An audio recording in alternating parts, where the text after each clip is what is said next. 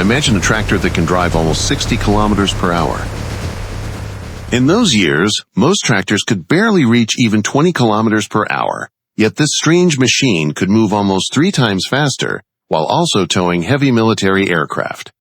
This was the Minneapolis-Moline NTX, one of the fastest tractors of its time. In the early 1940s, the United States Armed Forces needed a specialized tractor for military air bases. They required a vehicle capable of moving heavy aircraft, towing equipment, and performing various support tasks around the base. The Minneapolis-Moline Company, already known for building reliable tractors, received the order to create this four-wheel drive machine. To speed up production during wartime, engineers relied on proven components from civilian tractors.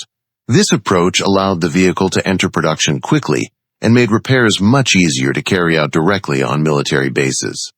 The NTX was not simply a repainted tractor. It was a towing vehicle built on components from the civilian Z-series tractors, but significantly modified for military use. Under the hood was a 4-cylinder Minneapolis-Moline engine with a displacement of 206 cubic inches, about 3.4 liters. It produced around 44 to 45 horsepower at 1/500 revolutions per minute. At first glance, that may not sound impressive. But the secret of this machine was not its raw power. The NTX was equipped with a 5-speed gearbox combined with a 2-range transfer case, effectively giving it up to 10 forward gears. Paired with 4-wheel drive, this allowed the vehicle to reach speeds of around 60 to 65 kilometers per hour, almost unbelievable for tractor-based machinery of that era. At the same time, the design remained extremely simple. The NTX essentially had no conventional suspension. The axles were mounted directly to the frame, and the only comfort came from the large tractor tires. Now imagine driving nearly 60 kilometers per hour on a machine like that. Despite its relatively small engine, the vehicle had enormous pulling power. The tractor itself weighed roughly 2 to 2.5 tons, yet thanks to its low gearing and 4-wheel drive, the NTX could move aircraft that weighed many times more than the tractor itself. An interesting detail. In documents from that period, the NTX was sometimes referred to as a Jeep. In the 1940s, the word had not yet become a strictly defined brand, and was often used by American soldiers as slang for various versatile military vehicles. That's why the term was sometimes applied not only to the famous Willys MB, but also to other 4-wheel drive machines. In total, about 840 of these machines were produced.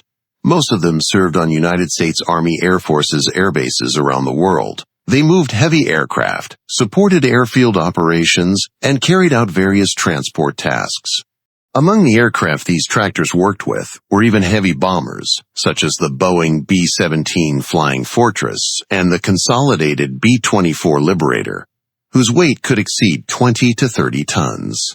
After the end of World War II, many of these machines were sold at civilian auctions.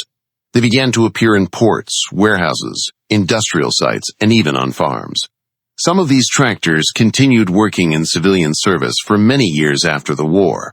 Because many of them were eventually scrapped or simply worn out by decades of hard work, the Minneapolis-Moline NTX has become a rare find today. Seeing one in working condition is considered a real stroke of luck, even for machinery museums. For its time, the NTX was also one of the fastest tractors in the world. In the 1940s, most tractors rarely exceeded 15 to 25 kilometers per hour, while this Airfield tractor could move almost 3 times faster. What do you think?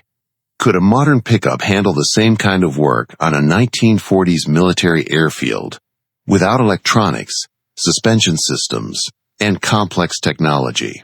Write your thoughts in the comments and don't forget to subscribe so you won't miss new stories about legendary machines.